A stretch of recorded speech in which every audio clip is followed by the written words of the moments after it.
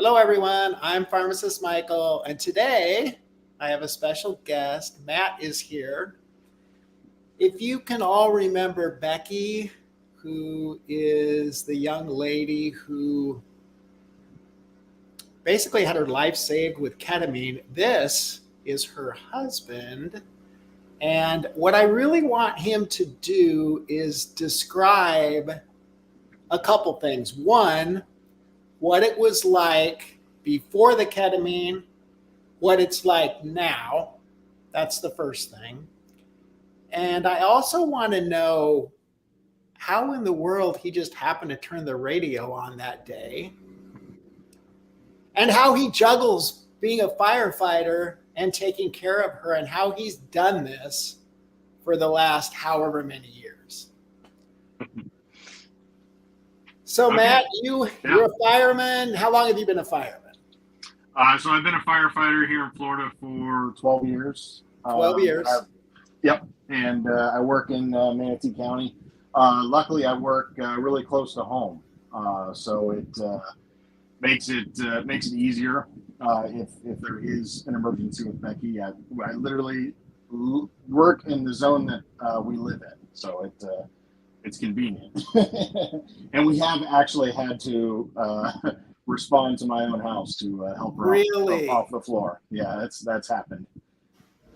So how many times has that happened? Luckily, only once that I've responded to. It has happened over several years, a few times, probably 3 or 4 times. Okay. How has the ketamine changed her? I tell you what, the ketamine has just been a blessing for her. It's changed her physically, mentally. I mean, it's done a lot for her, just way of life. It has really changed everything. It's been an absolute miracle. Okay. So she said that before she basically couldn't do anything, right? She was basically just laying around. After years ago, when she collapsed, when she was diagnosed with MS, this was in 2017. She didn't have any mobility. There was no walking at all. She was completely wheelchair bound. If it wasn't wheelchair, she was in bed. She required assistance for everything. You know, we had a handicapped wheelchair accessible van outfitted for her. It just completely changed her entire way of life. And that went on for 5 years, almost 6 years. And she had gained a lot of weight due to steroids and everything that she was on. She was just on a really long list of nerve pain medications, different medications that doctors were just throwing at her over the years, with really no improvements. We tried injections. We had at-home injections that she did, and she did chemotherapy, Ocrevus treatments, which have shown some success with MS patients. Particularly with MS patients that have the primary progressive form of MS, which is what she was diagnosed with. But fast forward to around September of this last year was when it got to the point of her affecting her mental health, that she actually attempted suicide. And it was at that point that I was like, enough's enough. We got to figure something out. We need something that works. So like I know how she had explained before, I actually just heard it, luckily on the radio, them talking about ketamine. And in my mind, I'm like, ketamine, okay, that's literally what they give trauma patients in the ambulance and in the ER. I'm like, that's interesting. I didn't know that was even a thing, that you could go and make an appointment and go receive, ketamine treatment. So I had heard it was on the Roger and JP show. They're a syndicated radio show out of New York, but they play here locally in Tampa on 102.5, and that's just a radio station I have on all the time. Because when I'm not at the fire department, I work a second job as well, so I'm typically in my vehicle all day long. So I have the radio on, so I just happen to hear JP talking about it, and I'm like, I sat down with her. I'm like, let's look into this. Let's see what this can do for you. It seems crazy. At first, it seemed crazy, but after we did some investigating and did some research, it really seemed like a good fit for her. And then we luckily stumbled upon Dr. Reichbach. And I know you had him on your show as well. Yes. And that guy is he's incredible. We sat down with him, and when he discussed the whole process with Becky, we were sold. And here we are 6-7 months later, and I mean it's amazing how well it actually works. It really does. So, what was it like taking care of her at her worst? It's been stressful. It's been an ongoing thing for many years.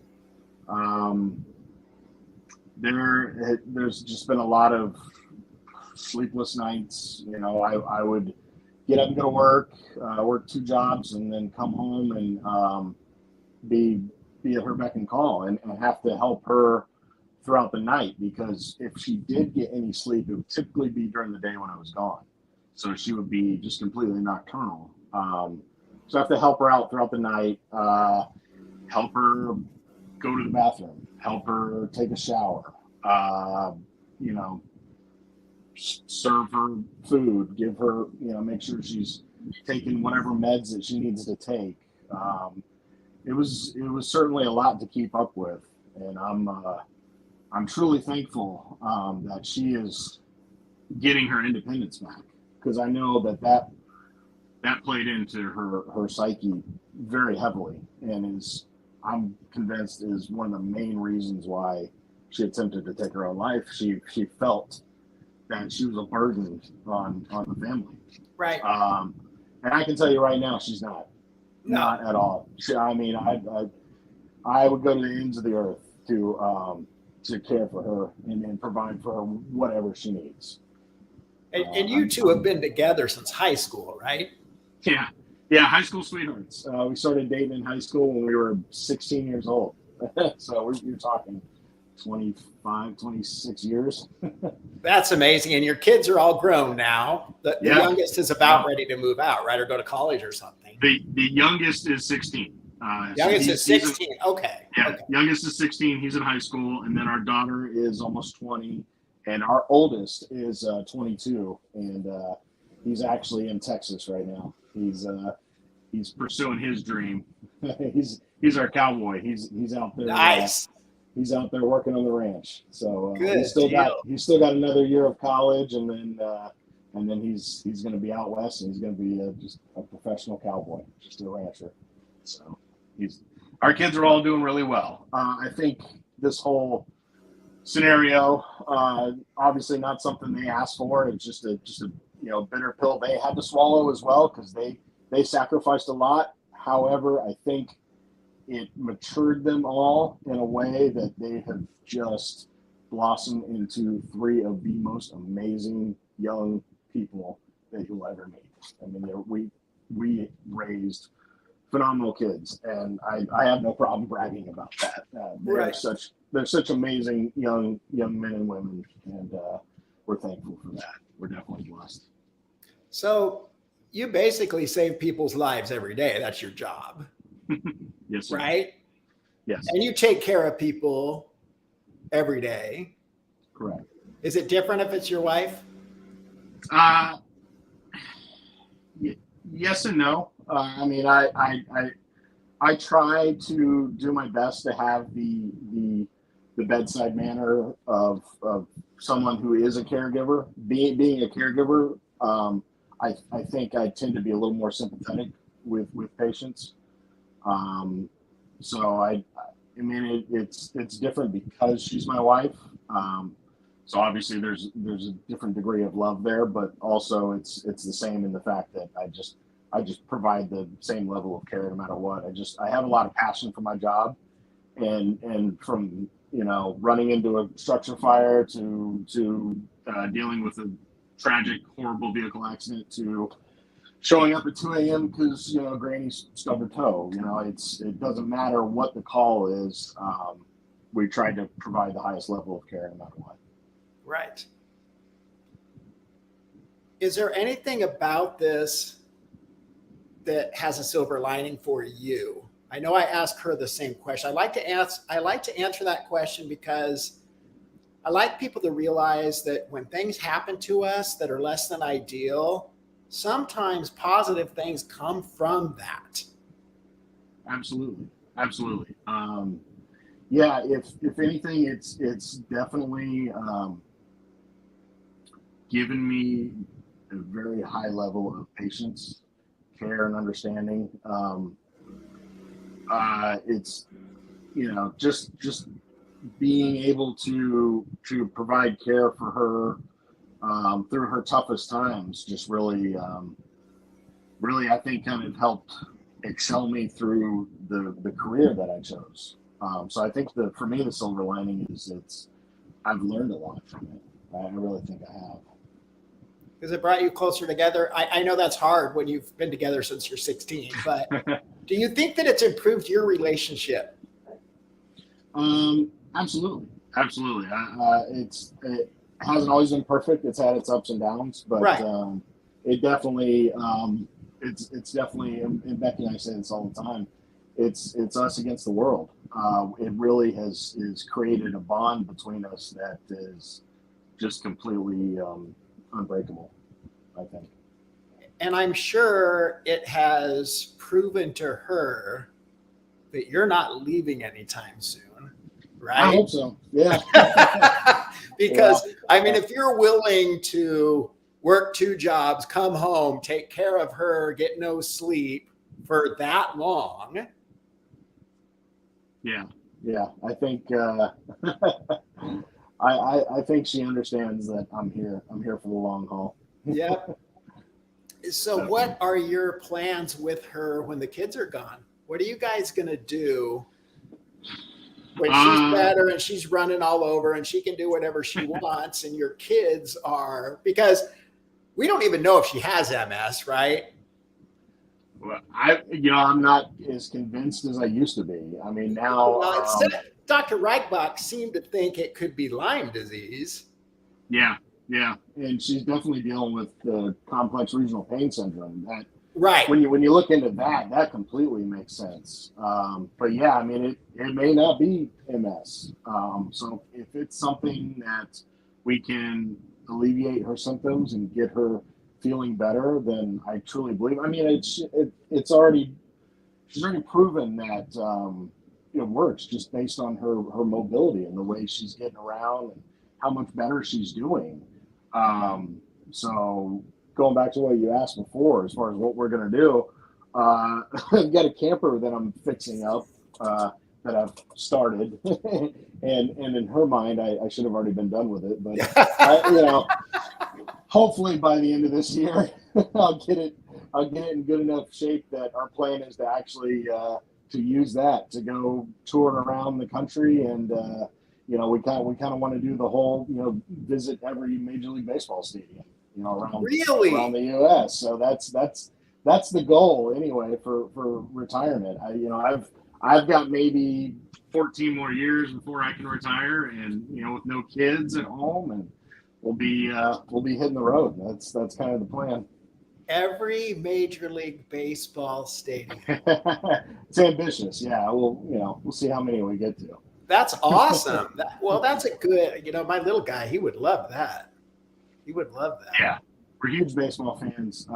We're here. We have the Tampa Bay Rays. We're big Rays fans. Yeah. So far we've only been to 2, and that's the Trop where the Rays play, and Atlanta. That's the only 2 so far. So we've got a lot of catching up to do. That's two more than a lot of people have been to. The only place I've been to the Mariners Stadium, and that's it. So Right? Yeah, that would be cool. So that is the opposite end of the country from us, but that would definitely be a good destination to try. For sure. yes. So what made you want to go into being a firefighter? I just always, just even as a kid, I just admired that line of work, just being a first responder. So it was either going to be a cop or a firefighter, and then I quickly realized when I was growing up that people really love firefighters more than they do cops, and but just that being giving back to my community, providing that level of care, just being that kind of person that has I've always had an even keel, like just never nothing rattles me. So being that I can perform under extreme conditions like that is just always been a strong suit for me, and it just felt like the right job for me. It took a while to get to that point, and I worked a lot of hard jobs, worked a lot of construction jobs, which here in Florida in the summertime is no fun. So it just led me down that path of doing something that I can give back, but also something that's it has an end in sight, something with a good retirement and good benefits, and just being able to work for my community. So I know in this part of the country, it's super hard to even get into firefighting. Is it the same there? Oh yeah. It's extremely competitive. In this particular area, there's a lot of growth. So right now we're in a huge boom. So there's a lot of hiring. There's a lot of opportunities, but it wasn't that way when I started. I was,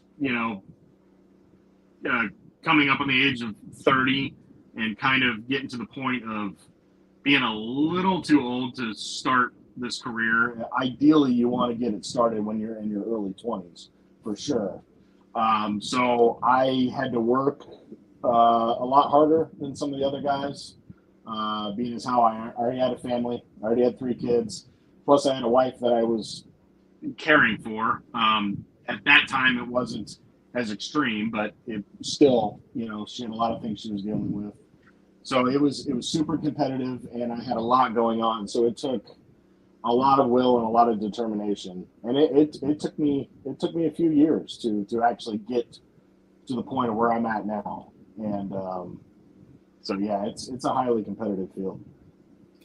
What's your favorite part about it? We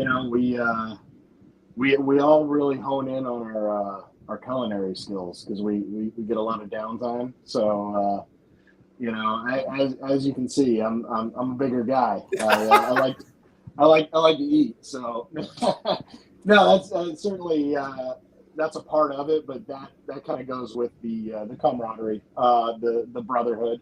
I would say is my favorite thing, favorite part of it. It's not getting up at 2 a.m. and going into burning buildings trying to save people. No, that comes with it, but that's all a part of the job. That's certainly not the part we look forward to. No. So, how much better is Becky now? I mean, how much better is she since the ketamine started? And how long did it take? Was it an immediate change? I would say within the first, after the first few sessions, there was a drastic improvement. Probably that next month, after she had her first few treatments, there was immediate, just like that sigh of relief that she had. She looked at me one day, she's like, I slept all night. Like she hadn't done that in years. And like just the overwhelming, just the sigh of relief, the way she just lit up, like her personality came back, like, and our daughter Morgan even said, gosh, I have my mom back. Like she was just kind of back to her old self. So I would say, yeah, within like maybe a month or so, we were seeing just amazing results. And that's totally amazing, because sleep is something that a lot of people take for granted. Yeah, yeah, And she said she yeah, hadn't slept in years and yeah, years. I mean, at yeah. least not through the night. She may have Not slept. not through the night. She wouldn't sleep at night hardly at all. There was many nights I would just I can my head hits the pillow and I'm out. It's the way it is. And so many nights I would fall asleep and I'd wake up in the morning, go to work, and she's still wide awake, didn't sleep awake. And you should maybe be lucky to get an hour or two here and there during the day, but it was never restful sleep to the point of what she's getting now. Now she can easily get a good 6 to 8 hours every night.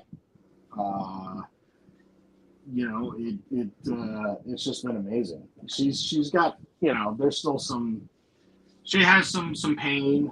She did fall again recently, so she's got some neck pain going on, but that's kind of battling on top of everything else. So with that little added pain, we're seeing some doctors, and she's going to get some treatment and some work done to help that. But that aside, even with dealing with that, she's still able to get rest, which is just a blessing. What about you? As far as How much has this changed your life? I mean, you're getting more rest, I'm assuming. yeah. So what's been different for me is she's actually coherent, like in the mornings. Like before, because I work a 24-hour shift, I would come home in the mornings, and she was just so miserable because she was in so much pain. She wasn't getting sleep. So you come home, and the room would be dark and be like, leave me alone. Like she was in pain, or she was miserable, or she was depressed.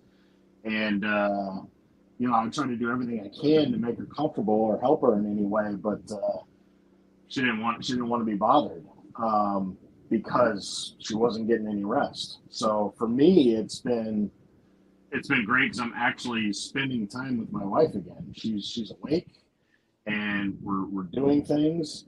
It's a blessing and a curse because now we got more projects that we're trying to get done at home. Right. But that's a good thing. Like I give her a hard time.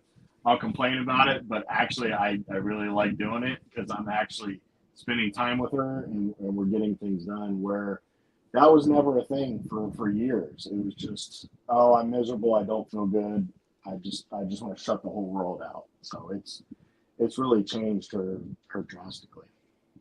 So this is a question, when I was talking to her, that I didn't really get a chance to ask her, but I'm going to ask you. After she suffered with this pain for so long, and you came home one day and said, "Hey, honey, I heard on the radio that ketamine might work for you." What was her reaction to that? Was it, "Oh God, don't even start on me. I've already tried everything. Nothing's working"? Was she at Yeah. all accepting of that? She was not like instantly, because I remember that day very vividly. She was actually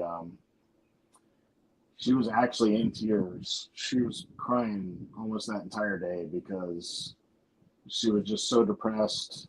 Um, she she was to the point of just wanting to end it all, to just Right. make it all go away. So I brought it up, and there was a little bit of an eye roll there, kind of like, yeah, Yeah. whatever. This is not. Um, so yeah, there was some initial hesitation, but then after we did our research, and it was kind of like, well, why not? What else? What else have we got to lose at this point? Did she have hope before she Uh, talked to the doctor? I think there was a little bit of hope, just because, like I said, we were literally at the last straw. So it was like there was a glimmer of hope just to at least try something, just some kind of encouragement. If it wasn't for the ketamine, do you think she'd still be here? No, No, I'm genuinely scared that that she would have attempted to end her life again and been successful. I'm afraid, at some point, and because we had tried this, before the holidays. The holidays really would have been a very difficult time, and she actually was looking into assisted suicide. She was looking into going to Oregon and trying assisted suicide, and I wasn't listening to any of that. None of us were. We're like, no, we're not. That's not even going to happen. We're not going to allow that. So literally, I was like, when I had heard them talking about that on the radio show, I was like, okay, all right, this might be our key here. And it just happened at the right time. So when did she realize that maybe this was the treatment for her? Was it before she ever got the first dose after talking to the doctor? Or was it after she actually got the first treatment? No, yeah, she wasn't sold until after the first treatment. Okay. After that initial treatment, we had a lot of anxiety. We had a lot of questions about what was going to happen, and we weren't really sure how it was all going to go down. Because Dr. Riesbach did a good job of explaining how it works, and there was a good understanding of it possibly not working just based on some people having the psychedelic reactions to it. We were worried about that. So actually, those first few sessions, I sat there with her and I took notes. And the notes are, they're not funny, but they are funny because there were some moments where she was talking. But she wasn't talking to me. She was talking to other people that were in the room. And after I listened for a while, I'll go back and read some of those notes. She was talking to a friend of hers that had passed away years ago. He was actually our son's godfather. He was in the room with her, and she was having a conversation with him. And after that whole session, she slept for the first couple of days. And then after that, it was like she had an epiphany. And she's like, I really think I need to keep trying this. I really think it's going to work because her friend Eric was there, and it's like she had a conversation with him, and he was like, absolutely, give this a try. This is what you need to do. So she was talking to someone who was deceased about the treatment? Yeah. She was talking to an angel, and it was there was parts of it where, like I said, it was funny because like she's having a conversation with herself. So I'm jotting down notes, and I didn't really fully understand what was going on at first because it was just a lot of gibberish. But after a while, she was saying things, and she was basically just expressing her love for him, her love for her family, for me and the kids, and how it just, because of that level of love and care that she has in her heart, that she couldn't leave us. So it was almost like she knew that this treatment is a good opportunity, and it might work for her, and it might actually keep her here with us. Matt, do you think it was an accident that you listened to that radio show that day? No, not at all. Not at all. It was meant to be. And she reached out to that host, JP, and he responded to her. And the reason he was undergoing the treatments was for depression, anxiety, PTSD. Yep. And it really turned his life around. as well mentally. He wasn't dealing with the level of pain that Becky is, but the mental aspect of it is really what it's good for. I mean, it just basically gives you that mental reset that you're looking for, because she had gotten to the point of just, I've tried everything and I don't know what to do anymore, and I need hope, and it really gave her that hope she was looking for. So I think I was meant to hear that, for sure, and I'm so glad that I did. I did actually listen to it and not just blow it off. Right. Yeah. And I'm glad that she was. I'm very glad that she was accepting and wanted to give it a try instead of going down the other route. So when she has these treatments, you said you were in the room with her. Who else is in there? Just the two of us. Just the two of you. Mm-hmm. So she was talking to this other person who was convincing her to keep doing the therapy. Yeah.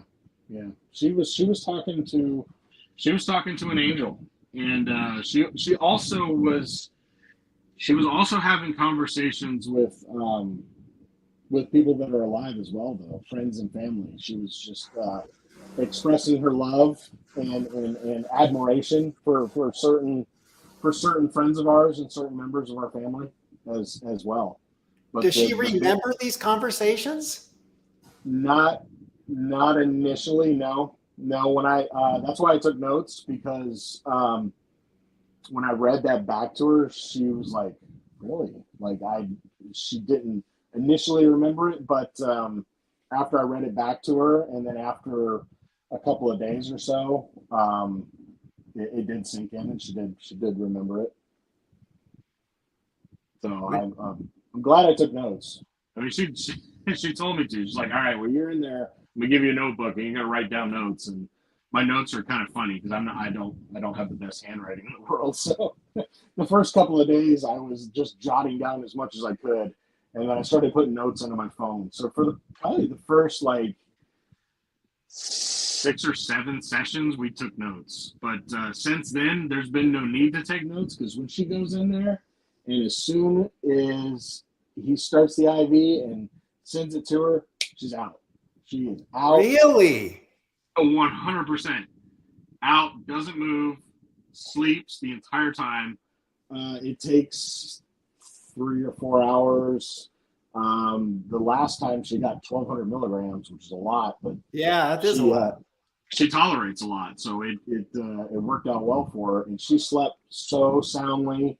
And then even after it runs out, there's still a good 2 to 3 hours. It's an all day thing now, because we're there at least, I would say, 8 hours in total, because she's sitting there afterwards just peacefully sleeping, and you're not going to wake her up. There's no need to wake her up. We just let her sleep. Yeah. It's usually, it'd be the end of the day, and then she's got to go to the bathroom, so we help her, and then I take her home. And then when I take her home, she sleeps that night and most of the next day. And wow. Then after, by like day 3, she's good to go. So, and how often now are the treatments? Once a month right now. Once a month. Mm-hmm. During any of this, did you ever wish you could trade places with her when she was in all this pain? Oh, absolutely. Yeah. When especially when she was at her darkest, when things were the worst, I really just wanted to trade places with her. I just it was hard. It's so hard seeing your wife, your best friend, suffering the way right. she was. So absolutely, I still would trade places with her if I could. I just think this story is super amazing. I really think that you two should consider writing a book. Or no, and the reason for it is, I think not only will it help both of you, but I think you can help a lot of other people, Because think about the people that are going through what she went through that never heard that radio show or don't believe in ketamine or think it's still, Special K or some crazy thing like that. Because there's a lot of people like that out there. Yeah.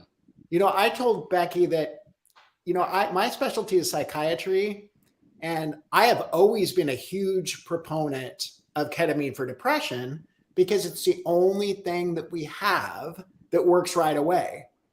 Right. And I worked in a hospital and we gave it to a patient. I almost got fired. They were so mad because we did this. And it was the same situation. We had a patient who had tried everything else. She'd been on every drug. She tried ECT. She'd been through everything. She was super suicidal. She kept getting admitted. It's only a matter of time before they succeed. Right. So I think the more people like her that can tell that story, the more people will start accepting the fact that there might be something to this. And maybe it's not just a drug of abuse. We use ketamine every day in the emergency room for pain. We use it in surgeries. Oh yeah. Yeah, it's 100%. We are obviously huge supporters of it, and yeah, definitely. That's why I'm glad you reached out to Becky, or I don't remember how it started. She reached out to you, or you reached out to her, but either way, I'm glad that we did, because we are 100% behind getting the word out there and letting people know that ketamine works. It's very effective, and we'll do whatever we can to take the old Special K stigma off of it. Yes. And the way she got a hold of me, believe it or not, is your son's girlfriend's mom saw my post, because I did a post looking for people that wanted to be interviewed, and she saw it and said, Becky, you've got to tell your story. Oh, that's right. Yeah. So that's what happened. And I didn't even know what Becky's story was, but I can tell you right now, Becky's story is the most popular story I've had so far by a long ways. Wow. Her videos got by far more views. And if it helps one person get over their pain, it's all worth it. Absolutely. Yeah. And we're willing to share our story, and we're super thankful that we were able to connect with you and get our story out there. Absolutely. So and the fact that the doctor came on. Yeah, that was great. I was watching that, and I was at work while I was watching it, and when we got a call, and I was only like 5 minutes into it, and I was like, dang, I missed it. But that was great too. I'm glad he came on and told his side as well, and was able to share the success he's had with it too. That's awesome. Well, and he told me stuff. I mean, he taught me stuff I didn't even know. I mean, people like him that specialize in this. Oh yeah. I'm a huge proponent. I mean, I am to the point now where I've seen so many people suffer that I think anything's fair game. Now they're doing mushroom treatment here in Oregon, and people think that's crazy too, but it's not crazy if you're the one that's suffering and you can't find relief. People thought medicinal marijuana was crazy at first. They did. And look how well that's been proven to do phenomenal things. Yep. For people to get them off the opioids, get them off all the right that they're on, and use something natural. I mean, it's incredible what is out there that can be used. And you just got to get that stigma off of it. Right. And that's what Becky said. She said, I was being poisoned. Yeah. She was getting all the side effects, but no relief. she was They just being kept increasing her dose, but it wasn't doing anything except making her feel like crap. nothing at all, nothing whatsoever. It was just what's available, is what the doctors had always used, is what they had always prescribed, and it is just what is so readily available. I mean, Right. hell, the insurance will cover, you know, all these opioids and all this crap, all this stuff that's poisoning her, but something that's proven to work is, you know, it's not. But I'm hoping that someday we can get to the point where it's more widely accepted, and really people can certainly benefit from it. And we did talk a little bit about the insurance too. That's another thing that drives me bonkers completely. I mean, you're right. It's like, why should you have to pay out of pocket for something that's keeping her out of the hospital? Yeah. Because one suicide attempt, psychiatric hospitalization for a minimum of 3 to 5 days is going to cost the insurance company $10,000-$15,000, but they're not going to cover something that will keep her out of the hospital. It makes no sense to me. Not at Makes all. no sense. Me neither. I something's got to change, and hopefully we can share our story more and get the word out there, and maybe get the ball rolling on some sort of acceptance. But until then, you know, it's for us, for changing her way of life and just how much relief she's gotten out of it. It's worth every penny. So you're going to do whatever you need to do to pay for it. Yeah. That's just the way it is, right? I mean, you're going to, she said, if you had to work 3 jobs, you'd work 3 jobs. 100%. Yeah. We're doing whatever we can, and that's what her business has been dedicated to at this point.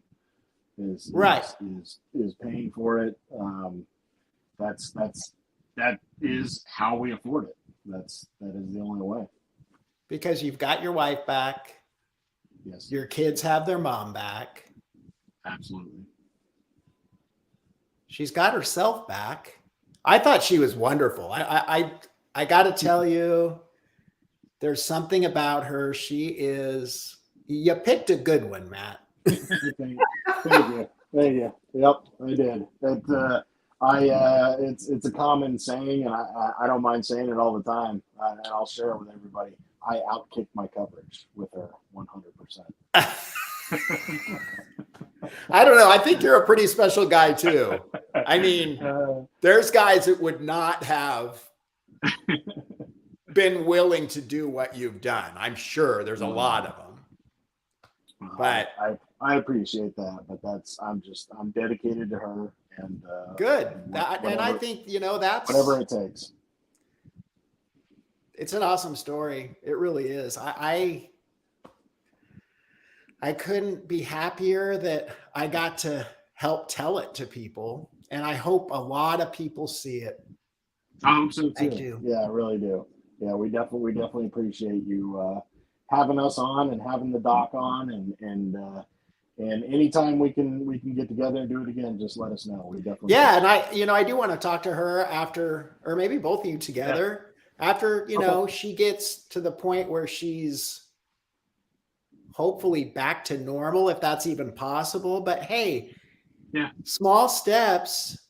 It sounds like she took some giant steps, but she's probably to the point now where she has to take some small steps. But just the fact that she's sleeping, she's not suicidal. We got to rein her back just a little bit. Yeah, she took little big steps, but that's fine. Yeah, like you said, definitely, it's definitely been good. Everything's been positive. So.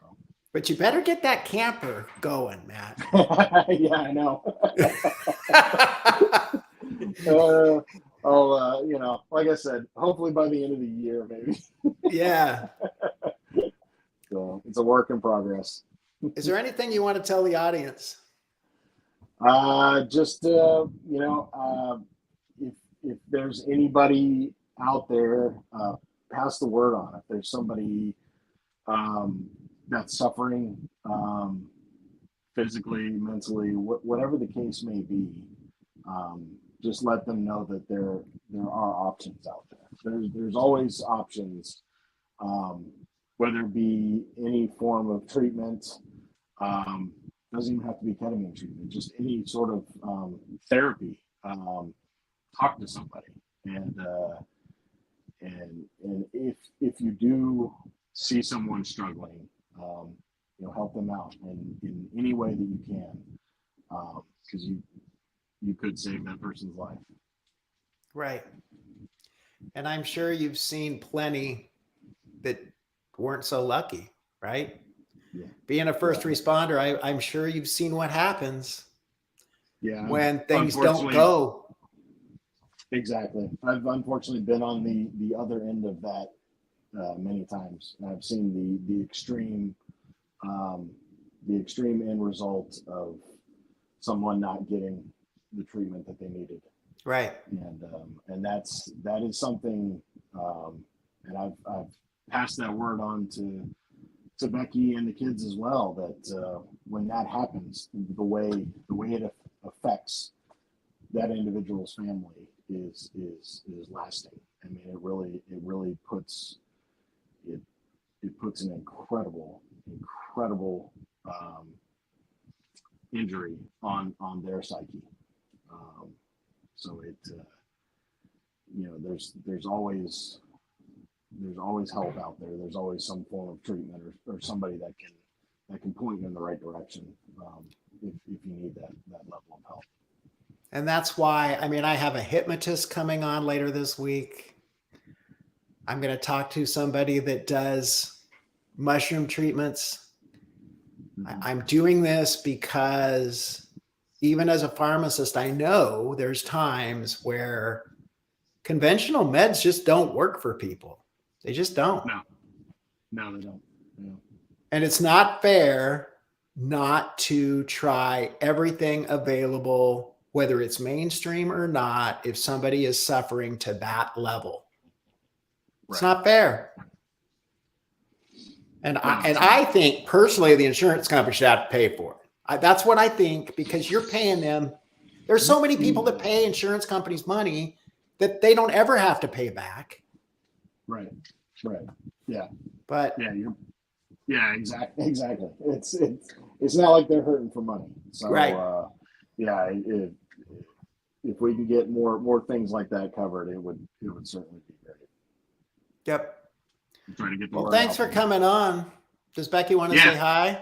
Yeah, thanks for having me, Mike. Hey, Ben. Yeah. Do you want to say hi?